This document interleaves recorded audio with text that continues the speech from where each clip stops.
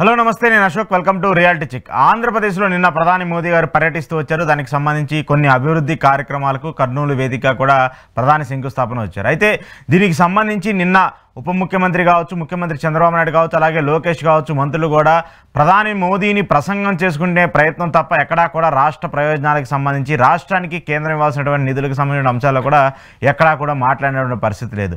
Medical కాలేజీల ప్రైవేటీకరణకు సంబంధించి కావచ్చు, అలాగే విశాఖ స్టీల్ ప్లాంట్కి సంబంధించిన అంశాన్ని కూడా కనీసం ప్రైవేటీకరణ చేయొద్దు, వాటికి సంబంధించి ప్రభుత్వ పరిధిలోనే ఉంచాలని చెప్పేసి వైసీపీ పదే పదే మాట్లాడినా కూడా వాటికి సంబంధించిన ఇష్యూని కూడా ఎక్కడా కూడా ప్రధాని ముందు లేవనెత్తే ప్రయత్నము కూటమి నేతలు అయితే చేయలేదు. ఈ అంశాలకు సంబంధించి వైసీపీ పెద్ద ఎత్తున విమర్శలు చేస్తుంది.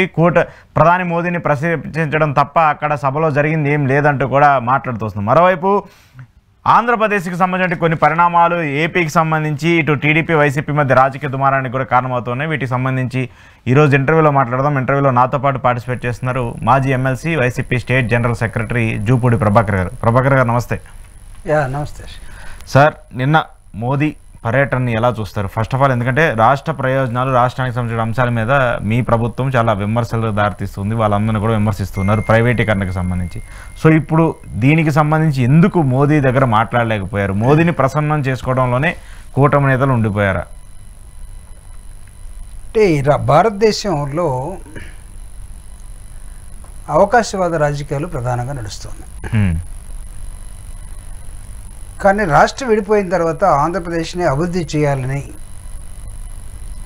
ప్రస్తుతం అంటే కూటమి నాయకులకి ఎవడు కూడా కనబడటం లేదు. ఈ మాట నేను ఎందుకు అంటున్నానంటే, నాకు తెలిసి కూటమి ప్రభుత్వం ఏర్పడినటువంటి 16 నెలల్లో 4వసారి రాష్ట్రానికి ప్రధానమంత్రి రావటం. అంటే 4 సార్లు కూడా, అంటే 4వసారి కూడా ఈ రాష్ట్ర అభివృద్ధికి సంక్షేమానికి ఎట్టి పరిస్థితుల్లో ఈ రాష్ట్రం డివైడ్ చేయబడింది. డివైడ్ చేసేటప్పుడు పార్లమెంటు సాక్షిగా, తర్వాత ఆల్మోస్ట్ పార్లమెంట్ సాక్షిగా రీఆర్గనైజేషన్ యాక్ట్ ఒకటి తీసుకొచ్చాం. 14 ఎన్నికల్లో ఒక స్లోగన్ తోటి, 19 ఎన్నికల్లో ఒక స్లోగన్ తోటి, 24 ఎన్నికల్లో అంటే 3 ఎలక్షన్లు చేశాం.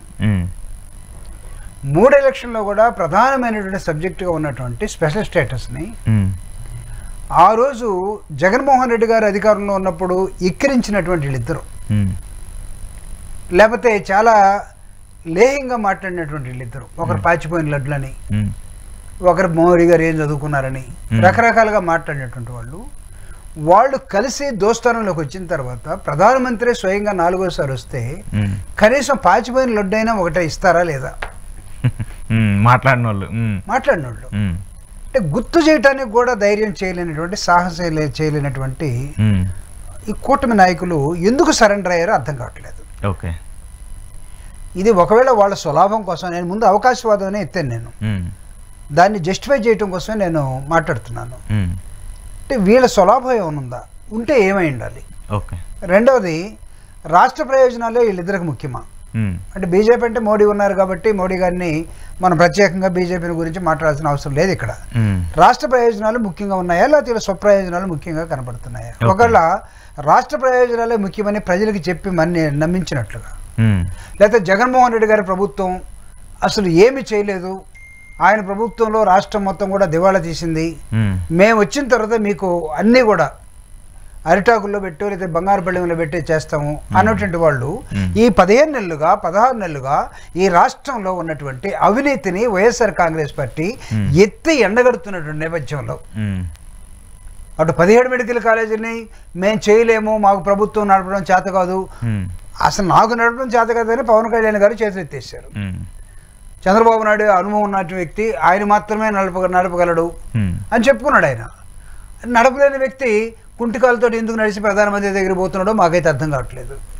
రెండవది, నిజంగా చంద్రబాబు నాయుడు గారు నడపగలడు అనుకుంటే జరుగుతున్న అంశాలకి నువ్వు ఒక ప్రైవేట్ మెడికల్ కాలేజీనే నడపలేకపోతా ఉన్నావు, నువ్వు పరిపాలన ఏమి నడుపుతావు అనే ప్రశ్న పవన్ కళ్యాణ్ గారు అడగట్లేదు.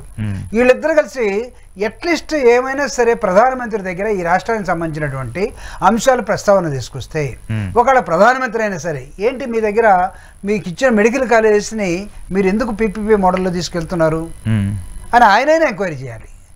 ఎందుకంటే ఆయన పార్టీని పెంచుకోవడం కోసం ఇక్కడికి వస్తున్నాడు. ఈ రోజు కాకపోయినా రేపైనా సరే బీజేపీ సపరేట్గా ఈ రోజు కలిసి ఉండొచ్చు, రేపు ఆ తర్వాత ఇంకోసారి సపరేట్గా వాళ్ళు ప్రత్యేకంగా నిలబడతారు, పెంచుకుంటూ పోతున్నారు వాళ్ళ పార్టీని. అలాంటి వ్యక్తి కనీసం ఒక మాట అయినా, ఏమయ్యా నీకు రోడ్ మ్యాప్ ఇచ్చాం కదా, నీ రోడ్ మ్యాప్ ఏం చేసావు? చంద్రబాబు నాయుడు గారు మీకు మెడికల్ కాలేజ్ ఇచ్చాం కదా, అది నడపలేకపోతున్నావా? ఏంటి నీ 40 years ఇండస్ట్రీ ఎక్కడికి వెళ్ళింది? ఈయన ఆయనని అడగాలి.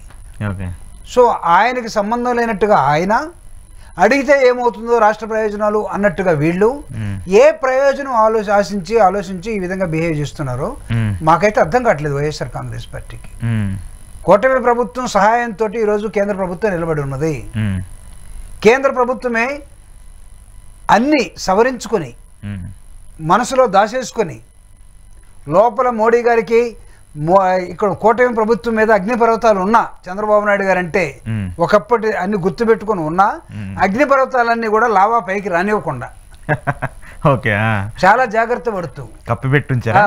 ఉన్కో సబ్ మాలూమ్ హై, ఉనో బహుత్ సీనియర్ హై అనుకుంటూ మాట్లాడుతూ దానికి ఈయన పొంగిపోతూ రాష్ట్రానికి ఒరిగిందేంటో కర్నూలు సభ చెప్పాల్సిన అవసరం ఉంటుంది. ఇంతకుముందు 3 సభలు జీరోని తెచ్చాయి, ఈ సభ కూడా జీరోనే. సో ఈ రాష్ట్రానికి ప్రధానమంత్రిని మీరు తీసుకొచ్చిన తర్వాత ప్రధానమంత్రితోటి అట్లీస్ట్ కొన్ని అంశాలని, పెండింగ్ ఇష్యూస్ని, రీఆర్గనైజేషన్లో ఉన్నటువంటి ఆ అంశాలు మొత్తాన్ని కూడా తీసుకోవాల్సిన బాధ్యత మంది. నువ్వు ఢిల్లీ పోతే ఏం మాట్లాడుతావో తెలీదు, ఏడకొస్తే ఏం మాట్లాడుతావో తెలీదు. కోపం వస్తే మాత్రం నేను ఎన్నిసార్లు ఢిల్లీ పోయినా వాళ్ళు ఏం చేయలేదని రేపు 24 ఎలక్షన్లో మాట్లాడుతారేమో మళ్ళా. అంటే వీటన్నిటికీ ముందుగానే లైన్ క్లియర్ చేసుకుంటున్నారు ఉంటుందేమో. అప్పుడు మోడీ కూడా మాట్లాడతాడు, అరే క్యా బాత్ కర్ రే భయ్, నేను మీ దగ్గరికి వస్తే నువ్వు నాతో మాట్లాడలేదు, నువ్వు నా దగ్గరికి వచ్చి ఇప్పుడు అడుగుతున్నావు, నేనేం చెప్పాలని కూడా ఆయన అనొచ్చాము. సో వీటన్నిటికీ ఇది దోబూచులట. స్వార్థ ప్రయోజనాల కోసం, రాష్ట్ర ప్రయోజనాలు పక్కన పెట్టి స్వార్థ ప్రయోజనాల కోసం ఎక్కడో ఒక జిమ్మిక్ జరుగుతూ ఉంది. ఆ జిమ్మిక్కులో భాగమే మోడీ గారు రావటం, మోడీ గారు వీళ్ళని పొగట్టడం, వీళ్ళు పోటీ పడి మోడీ గారు ఎదురుగా పవన్ కళ్యాణ్ గారు ఏం మాట్లాడారు సార్, మేము ఇంకొక ఎన్ని అవాంతరాలు మా మధ్య ఉన్నా మేము ఇంకో 10 సంవత్సరాలు మేము ఎదురు కలిసి ముగ్గురు కలిసి 15 సంవత్సరాలు ఉంటాం. అసలు మీకు అవాంతరాలు ఎవడు కల్పిస్తున్నాడు? మీరు ఎవరు మేము ఎందుకు కల్పిస్తాం? మీ టీం వేరు, మా టీం వేరు. మేము రాష్ట్ర ప్రజల కోసం, రాష్ట్ర ప్రజల భవిష్యత్తు కోసం, రాష్ట్రం కోసం ఉన్నటువంటి పార్టీ వైఎస్ఆర్ కాంగ్రెస్ పార్టీ. ఒకవేళ అది ఉంటే మీరు గతంలో మాట్లాడిన పోలవరం గురించి మాట్లాడట్లేదు, విశాఖ స్టీల్ గురించి అది అసలు ప్రైవేటైజేషన్ చేసి దాన్ని మూతపడేస్తూ ఉంటే దాని గురించి మాట్లాడలేదే మీరు? మిమ్మల్ని ఏమనాలి అసలు? కనీసం ఆ రిక్వెస్ట్ అన్నా చేయొచ్చు కదా. ఆ సభలో అంతమంది సాక్షిగా రిక్వెస్ట్ చేసి కడప స్టీల్ ప్లాంట్కి అన్నిసార్లు శంకుస్థాపన చేస్తూ వచ్చారు. అక్కడ ప్రధాని మోదీ సాక్షిగా కడప స్టీల్ ప్లాంట్ నిర్మించండి, దానికి నిధులు ఇవ్వండి అని అడగవచ్చు కదా. జగన్మోహన్ రెడ్డి గారు ఉన్నప్పుడు మోడీ గారు ఢిల్లీ విశాఖపట్నంలో తెలుగులో స్పీచ్ లో ఆయన చెప్పాడు చాలా స్పష్టంగా, ఇది మాకు ఒక ఆత్మగౌరవ నినాదంతో వచ్చినటువంటి ఒక ఇండస్ట్రీ, ఇది దాన్ని దయచేసి ప్రైవేటైజ్ చేయొద్దు అని చెప్పాడు ఆయన. చెప్పాడు. అఫ్ కోర్స్ మోడీ సమాధానం ఇవ్వకుండా మౌనంగా ఉన్నారనుకోండి, కానీ ఈరోజు మీ అండతోటి ప్రభుత్వం ఉన్నప్పుడు మీరు ఎందుకు దిగజారిపోయి మాట్లాడుతున్నారు? వైఎస్ఆర్ కాంగ్రెస్ పార్టీ ఈరోజు అడుగుతూ ఉంది కూటమి ప్రభుత్వంలో ప్రధానంగా పవన్ కళ్యాణ్ గారిని, చంద్రబాబు నాయుడు గారిని, ఎందుకు మీరు ఒకరిని చూసి ఒకరు తగ్గిపోయి, ఒకరు ఉంగిపోయి, ఒకరు తను సమర్పించుకొని ఏం చేస్తున్నట్టు? అడ్మినిస్ట్రేషన్ ఏమైనా కనపడుతుందా? ఇక్కడ ఉండే మీకు స్పూరియస్ లిక్కర్, కల్తీ మద్యం ఒకటి ఏర్లే పారుతా ఉంది, దాని గురించి పవన్ కళ్యాణ్ గారు మాట్లాడరు. అక్కడ విశాఖ స్టీల్ ప్లాంట్ ప్రైవేటైజ్ అవుతా ఉంది. పోలవరం ప్రాజెక్ట్ ఏమైందో ఇప్పుడు ఎవరికి తెలియదు అసలు, ఎందుకంటే దాని గురించి మాట్లాడటం మానేశారు. అంతకుముందు పోలవరం కాస్త సోమవారం వస్తే పోలవరం అయింది, ప్రతి సోమవారం విజిట్ చేసేవాడు, మాట్లాడేవాడు, రివ్యూలు పెట్టేవాళ్ళు. ఇప్పుడు దాని గురించి మాట్లాడటం లేదు. పోలవరం గురించి మాట్లాడరు, విశాఖ స్టీల్ గురించి మాట్లాడరు, లేకపోతే విశాఖ రైల్వే జోన్ గురించి మాట్లాడరు, రీఆర్గనైజేషన్ యాక్ట్ లో మనకు రావాల్సిన అనేకమైన అంశాల గురించి మాట్లాడరు. ఎలా ఏమైపోతుంది? బెస్ట్ అవైలబుల్ స్కూల్స్ అని రాజశేఖర రెడ్డి గారు ఉన్నప్పుడు ఈ రాష్ట్రంలో పేద విద్యార్థులు, 2 తెలుగు రాష్ట్రాల్లో పేద విద్యార్థులు ఈరోజు లెక్కలేస్తే ఒక న్యూస్ పేపర్ ఐటమ్ చూస్తే 25,000 మంది బెస్ట్ అవైలబుల్ స్కూల్లో ప్రభుత్వం తరపున వెళ్ళి చేరినటువంటి నారాయణ, చైతన్య అలాంటి స్కూల్స్లో మొత్తాన్ని 3 సంవత్సరాలుగా వీళ్ళు ఫీజులు ఇవ్వకపోతే వాళ్ళు 25,000 మంది వెనక్కి పంపించేశారు. విద్యాశాఖ మంత్రి కూడా అక్కడే ఉన్నాడు లోకేష్ గారు. అసలు మామూలుగా టచ్ చేయాల్సిన సబ్జెక్టు ఎక్కడ ఎవరు టచ్ చేయట్లేదండి. 25,000 మంది బెస్ట్ అవైలబుల్ స్కూల్స్లో ఉన్నటువంటి పేద విద్యార్థులు ఈరోజు వెనక్కి వెళ్ళిపోయారు. వాళ్ళకి హాస్టల్లో సీట్ లేదు, స్కూల్లో సీట్ లేదు, బికాస్ ఫీజు కట్టడం లేదు కాబట్టి. ఇవ్వాల్సింది ఇవ్వట్లేదు ప్రభుత్వం ఇస్తుందో లేదో పిల్లలకు అనవసరం కదా. It is the responsibility, policy you made it.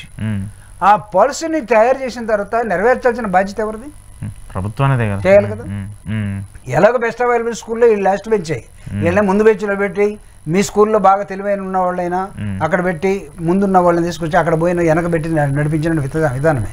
Fee కూడా కట్టలేక 25,000 మంది ఈరోజు ఈ 2 రాష్ట్రాల్లో ఒక విధంగా చెప్పాలంటే వెనకబడిపోయారు. దాని గురించి మాట్లాడటం లేదు. సో నిరుద్యోగం ఉన్నది, అవినీతి ఉన్నది, ఆకలి ఉన్నది, ఉన్నటువంటి పబ్లిక్ సెక్టర్స్ని అసలు విశాఖ స్టీల్ ప్లాంట్ గురించి ఎందుకు మాట్లాడలేకపోతున్నారు? చంద్రబాబు నాయుడు గారు, అశోక్ గారు, మీ ద్వారా నేను ఒకటి తీసుకొస్తున్నాను. చంద్రబాబు నాయుడు గారు లేస్తే నేను సాఫ్ట్వేర్ మొత్తానికి నేనే హీరోని అంటాడు కదా. అదేదో ఒకటి కట్టాం కదా ఇక్కడ, ఏంటది హైటెక్ సిటీ. దాన్ని ఒకదాన్ని కట్టి దాన్ని అద్దెకిచ్చి దాని మీద ఎన్ని ఎలక్షన్లు చేశారండి.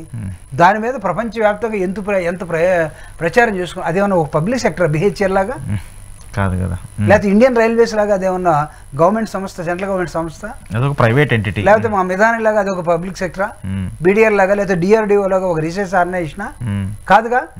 అలాంటి అయి ఉంటే ఉద్యోగాలు వస్తాయి. అలాంటి అయి ఉంటే ఇంకో తరం దాని మీద ముందుకెళ్తారు.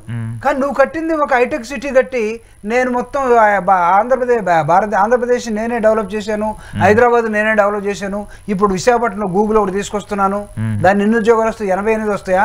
88 వస్తాయా? 88,000 వస్తాయా? లేకపోతే 1,88,000 వస్తాయా? ఎవరికి అర్థం కాకుండా చెప్తా ఉన్నారు. దాంట్లో రిజర్వేషన్ ఉండవు, సామాజిక న్యాయం ఉండదు. ఎవరైతే నారాయణ చైతన్యలో చేస్తారో, ఎవరైతే ఇంగ్లీష్ మీడియంలో ఉంటారో వాళ్ళు తీసుకొని వెళ్ళిపోతారు. అలాంటి వాటిని నిర్మించి సామాజిక సమతుల్యతని ఏమాత్రం కాపాడినటువంటి ముఖ్యమంత్రులుగా మీరుండి ఈ రాష్ట్రాన్ని అభివృద్ధి చేస్తున్నామంటే ఎవరు నమ్మాలి అసలు? నేను అడుగుతున్నాను, మీరు కట్టిన హైటెక్ సిటీ ఏమన్నా బిహెచ్ఎల్ లాగా, లేకపోతే విశాఖ స్టీల్ ప్లాంట్ లాగా, లేకపోతే మిధాని లాగా, లేకపోతే బీడీఎల్ లాగా, డిఆర్డిఓ లాగా, at least Andhra Pradesh road transport corporation, RTC లాగా ఇదేమన్నా 1000 మందికి ఉద్యోగాలు ఇచ్చే సంస్థ హైటెక్ సిటీ? సంస్థ కదా, ఒక బిల్డింగ్ కదా, కన్స్ట్రక్షన్ కి సంబంధించిన దానిలో ఒక ప్యాకెట్ ఒకటికి ఇచ్చేసారు. ఐటీ కంపెనీలు వచ్చాయి, వాళ్ళు ఇక్కడికి వచ్చి బిజినెస్ చేసుకొని వెళ్ళిపోయారు. అంతే కదా. నా ద్వారా మొత్తం ఒకటి హైదరాబాద్ 400 సంవత్సరాల చరిత్ర ఉన్న హైదరాబాద్ నేను నిర్మించాను క్లెయిమ్ చేసుకున్నారు. గవర్నమెంట్ స్పేస్ క్రియేట్ చేసింది అక్కడ, వాళ్ళు వచ్చి అక్కడ కంపెనీలు కట్టుకున్నారు. బట్ నువ్వు ఎలా దాని మీద చెప్పాడు? ఇప్పుడు ఉన్న పబ్లిక్ సెక్టర్ మూసేస్తున్నావు, నువ్వేం హైటెక్ సిటీ పేరు చెప్పుకుంటున్నావు. పబ్లిక్ సెక్టర్ మూసేసేటప్పుడు ఎందుకు గొంతెత్తలేకపోతున్నారు? లాస్ట్ టైం ఎలక్షన్ ఏం చెప్పారు? జగన్మోహన్ రెడ్డి సరిగ్గా డీల్ చేయలేకపోతున్నాడు, మాకు అప్పచెప్పండి, పబ్లిక్ సెక్టర్ ఎక్కడ పోతుందో, తీసుకునేవాడు ఎవడు, కొనేవాడు ఎవడు, అమ్మేవాడు ఎవడని ఒక నినాదం ఇచ్చారు. ఇప్పుడు కొనేవాడు వచ్చాడు, అమ్ముతున్నాడు. మీ కర్నూలుకి వచ్చాడు, మీ తాడేపల్లికి వచ్చాడు, విశాఖపట్నం వచ్చాడు. ఎవరు? ఛాయ్ అమ్మినోళ్ళే. అంతకన్నా ఈజీగా నీ విశాఖ స్టీల్ ప్లాంట్ అమ్ముతున్నారు. ఏ రైల్వే స్టేషన్లో మీరే తెలియదు కదా మనకి. ఛాయ్ అమ్మిన వాళ్ళు ఛాయ్ కన్నా ఈజీగా విశాఖ స్టీల్ ప్లాంట్ అమ్ముతూ ఉన్నారు. మీరేం చేస్తూ ఉన్నారు? What are you doing my dear 40 years industry here? What are you doing my dear?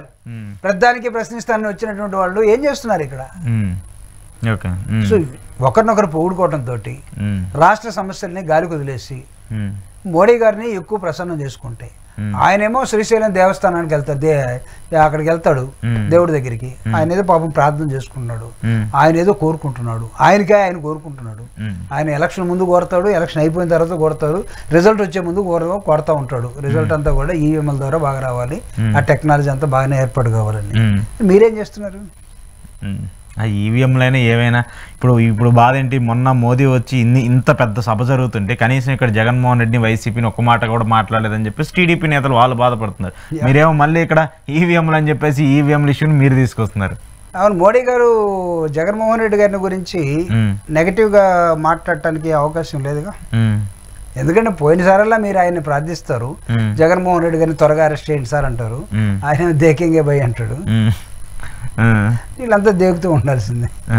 ఏముంటుంది అక్కడ? ఇప్పుడు అదే కదా, ఇప్పుడు ఇంత మనమేమో ఇంత స్టేట్లో ఇంత నిలబడ్డాము, కేంద్రంలో అంత నిలబడ్డాము, ఇక్కడేమో మనం జగన్మోహన్ రెడ్డి ప్రధాన శత్రువుగా చూస్తే బీజేపీ మాత్రం జగన్మోహన్ రెడ్డి మిత్రుడిగా చూస్తుందని చెప్పేసి కూటమి నేతలు కావచ్చు, కూటమి సంబంధించిన వాళ్ళందరూ మాట్లాడుతున్నారు. Is it not there failure?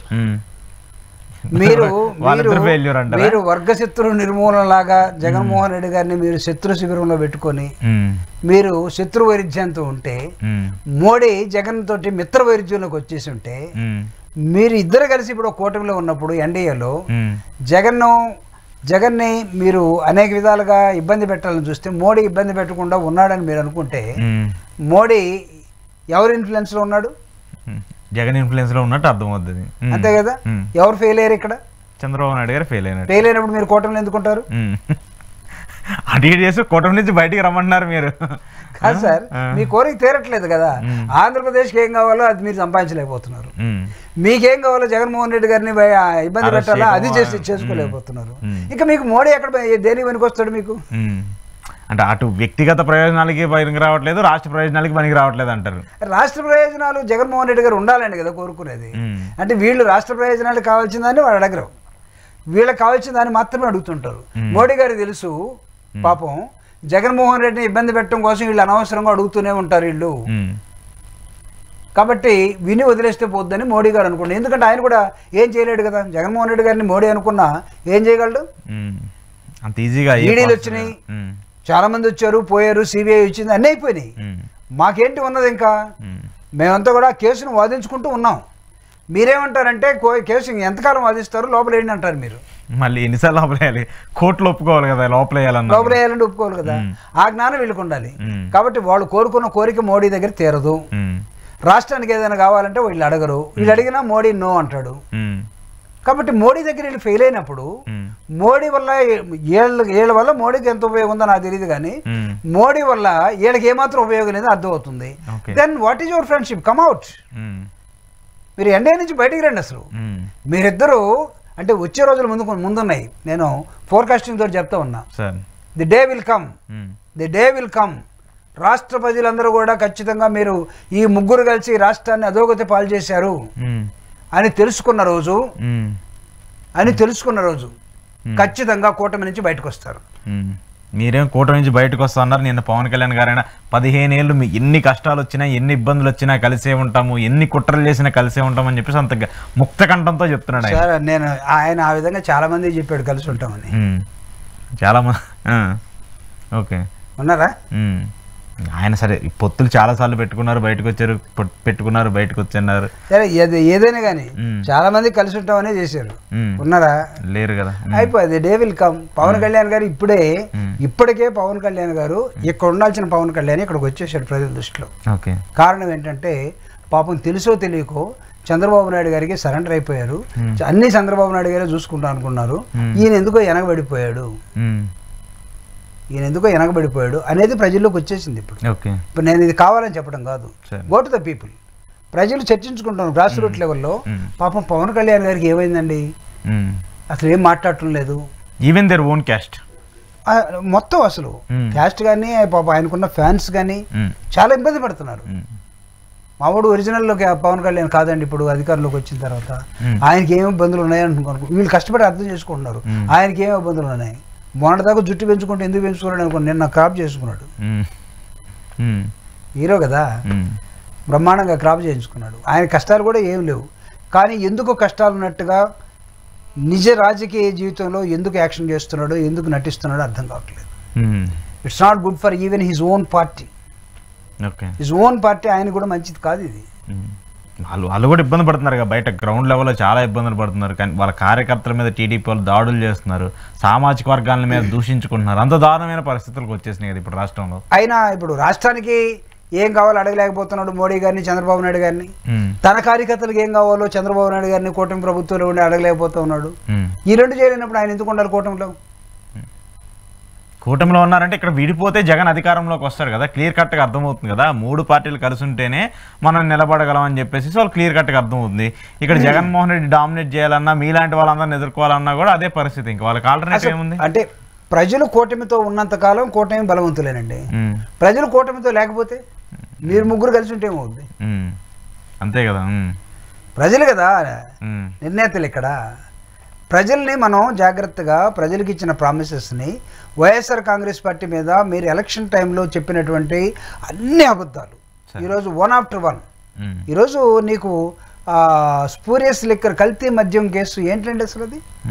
మీరు అసలు ఏదో ఫ్యాక్టరీలు తీసుకొస్తారు, దావోస్ పోతున్నాడు, సింగపూర్ పోతున్నాడు, నిజంగా అక్కడి నుంచి ఏమైనా వస్తాయనుకుంటే ఆఖరికి ఈ సారా ఫ్యాక్టరీలో వచ్చేది దొంగ సారా అనుకునే, లేకపోతే కల్తీ సారా అమ్ముకునే ఫ్యాక్టరీ, ఈ ఫ్యాక్టరీలో మీరు తెచ్చేది.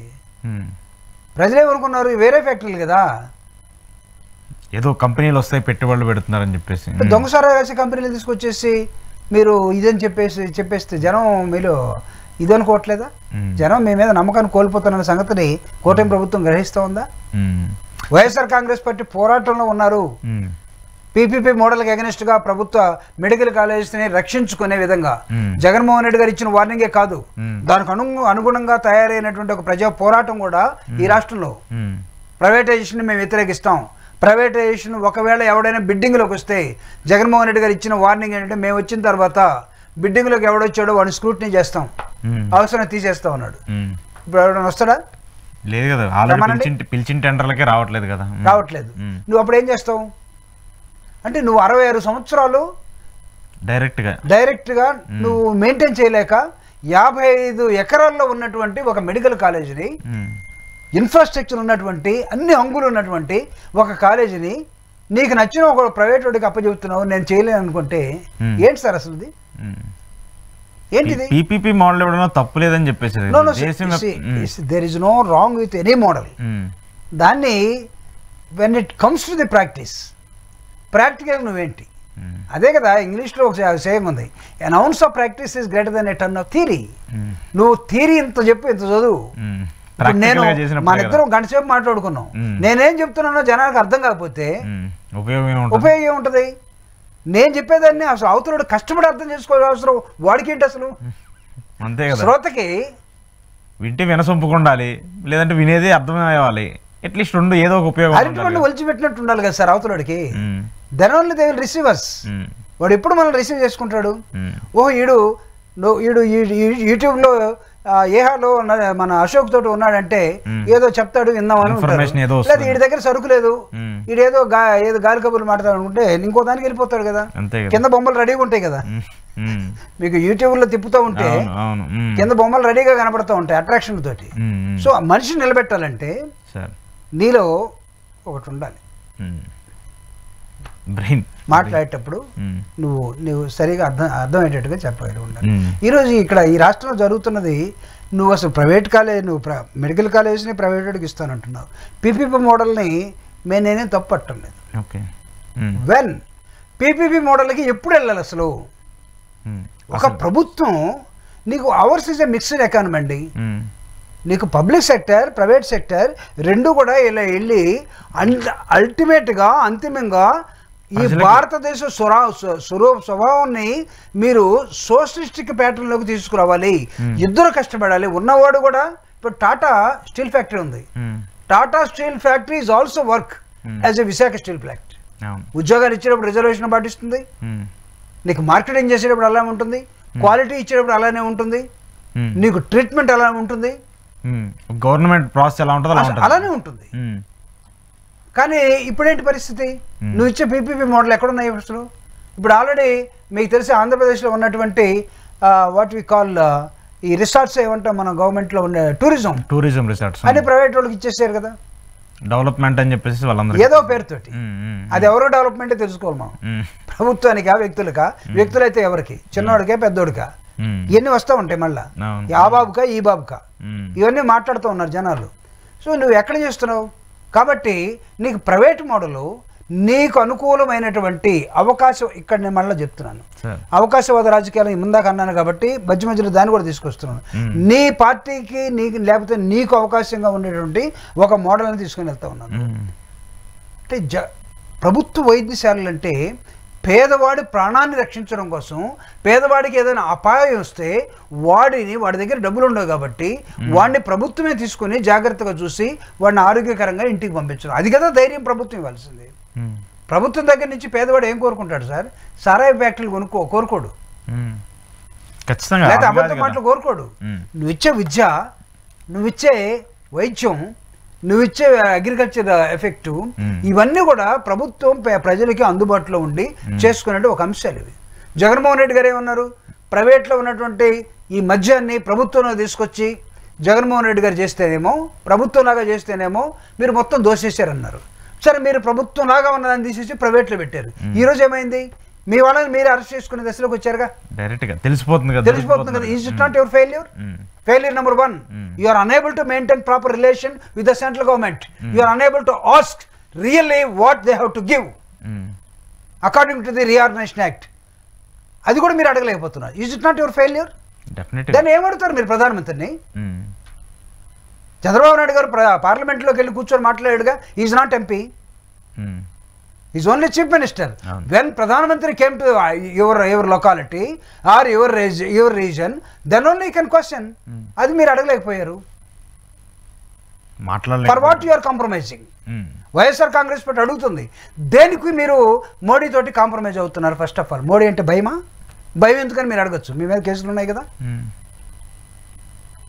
ఆయన మీద కూడా చాలా స్కిల్ కేసు ఉంది, మిగతా కేసులు ఉన్నాయి. జగన్మోహన్ రెడ్డి గారు ఉన్నంతకాలం ఆయన మీద చాడీలు. జగన్మోహన్ రెడ్డి గారు ప్రభుత్వం బాగలేదు, అప్పుల్లోకి వెళ్ళిపోయింది, మీరు చేసిన అప్పులన్నీ 15 నెలల్లో 16 నెలల్లో 2 లక్షల కోట్లు దాటిపోయినాయి కదా. జగన్మోహన్ రెడ్డి గారు అప్పులు మొత్తం కూడా మీరు చెప్పింది ఏంది, 14 లక్షల కోట్లు అన్న దాన్ని తీరా క్వశ్చన్ వేసి అడిగితే కౌన్సిల్లో దాన్ని 6,40,000 కోట్లు, రెండు కలిపి 10 years కలిపి, రెండు కలిపి 10 years మేము కాదు కదా. లేదు, జగన్మోహన్ రెడ్డిలో 3,40,000 కోట్లు. ఏమేమి ప్రజలకి ఏం అబద్ధాలు చెప్పారు? 14 లక్షల కోట్లు అప్పు చేశారు, మళ్ళీ 12 లక్షలు అన్నారు, మళ్ళీ 9 అన్నారు, మళ్ళీ 6 అన్నారు, మళ్ళీ 3.5 తీసుకొచ్చారు. అంటే ఇన్ని నాలుగులు మీకు ఎందుకు ఉన్నాయి అసలు? మిమ్మల్ని గమనించరా? అరే, వయసు కన్నా బుద్ధి ఉండాలి కదండి. అనుభవకు బుద్ధి లేదు, వయసుకు బుద్ధి ఉండొద్దు. వయసుకు బుద్ధి లేదు, అనుభవానికి బుద్ధి ఉండొద్దు. ప్రజలు గమనించరా? ప్రజలే అంటే ఎన్నిసార్లు మీరు జగన్మోహన్ రెడ్డి గారిని ఎంత 52 years వయసు ఉన్నటువంటి ఒక young and dynamic leader with a political party, మీలాగా రాజకీయ పార్టీని పెట్టుకొని వస్తే ప్రజలు ఆదరిస్తే, అరే ఆయన ఉన్నటువంటి 5 సంవత్సరాల్లో 2 సంవత్సరాలు కరోనా పోయింది, దేశం అంతా ప్రపంచం అంతా వచ్చింది. 3 సంవత్సరాల్లో ఇంకో సంవత్సరం ఎలక్షన్ పోయింది. ఆ 2 సంవత్సరాలు ఆయన ఎప్పుడైనా సరిగా పరిపాలించి వచ్చారా మీరు? లేచిన కానిచ్చి ఒకటి అడుబరిగెత్తి ఒకటి ఇడుబరిగెత్తి గందరగోళంగా జగన్మోహన్ రెడ్డి మీద అబద్ధాలు చెప్పేశారుగా. ఇప్పుడు అన్ని 1 by 1 ఇప్పుడు మొత్తం ఆయన 5 సంవత్సరాల్లో పరిపాలించినంత కాలం మీరు అయిపోయింది. మా అంటే ఆయన 2 సంవత్సరాల్లో 16 నెలలు 18 నెలలు పరిపాలించాడు కూర్చొని. అవును, పరిస్థితుల ప్రభావం. మీకు ఆ టైం అంతా కూడా మీరు ఒక్కటి సాధించామని చెప్పండి. ఇప్పటికి షోమి మీరు చెప్పిన క్వాలిటీ మద్యం ఇచ్చారా? మీ మద్యం ఇప్పుడు కల్తీ మద్యం అని అర్థమైపోయింది. ఎడ్యుకేషన్ ఇచ్చారా? ఇంగ్లీష్ మీడియం ఇచ్చారా? తీసేశారు. రైతులకు గిట్టుబాటు ధర ఇచ్చారా? లేదు. మార్క్ఫెడ్ అనే ఒక సంస్థ ఉంది. జగన్మోహన్ రెడ్డి గారు గవర్నమెంట్ సంస్థగా ఉన్నాడు, మార్క్ఫెడ్ని ప్రైవేట్ సంస్థలాగా పోటీకి పెట్టి, ప్రైవేట్ సంస్థలు ఏలం పట్ట రైతుల దగ్గర ఉన్న ధాన్యాన్ని కానీ వాళ్ళు పండించిన పంటలు కానీ వాళ్ళు ప్రైవేట్ వాళ్ళు తక్కువ ధరలు కొంటూ ఉంటే మార్క్ఫెడ్ని ప్రభుత్వాన్ని ముందుకు పెట్టి స్థిరీకరణ నిధులు ఇచ్చేసి, నేను డబ్బులు ఇస్తున్నా మీరు వెళ్ళి రైతులకు అండగా నిలబడని ఇచ్చారు. మీరేం చేశారు? మార్క్ఫెడ్ని పండుకోబెట్టారు. రైతులు నిర్వీర్యం చేశారు, విద్యార్థులను నిర్వీర్యం చేశారు, తాగుబోతులు నిర్వీర్యం చేశారు. వాడు అన్నాడు, మీ పార్టీ ఓడిపోవడానికి ప్రధానంగా తాగుబోతులు కారణం అన్నాడు. అంటే తాగుబోతులు కూడా ఓడించే దశలోకి వెళ్ళిపోయారంటే వాళ్ళ ఐక్యతకి మాత్రం జిందాబాద్ చెప్పాల్సిందే మనం. రాష్ట్రం కూడా ఇలాంటి పరిస్థితులు, అంటే ప్రభుత్వం చేసేటువంటి కామెంట్స్, వాళ్ళు చేసేటువంటి వ్యాఖ్యలు ప్రజల మీద ఎంత ఇంపాక్ట్ చూస్తాయో ఈ సిచ్యువేషన్స్ అన్ని చూస్తుంటే అర్థమవుతుంది. కానీ వీటన్నిటిని మీరు గాడిలో ఏదో గాడి తెప్పింది గాడిలో పెడతా ఉన్నారు. మీరు గాడి తెప్పారు కదా. చూద్దాం మరి మీ విమర్శలకి టీడీపీ కూటమికి సంబంధించిన నేతలకు ఎలా మాట్లాడతారు కూడా. Thank you sir, thank you very much. ఇది జూపూడి ప్రభాకర్ గారితో ఈరోజు స్పెషల్ రియాలిటీ చెక్. చూస్తున్నానండి ఈ హట్.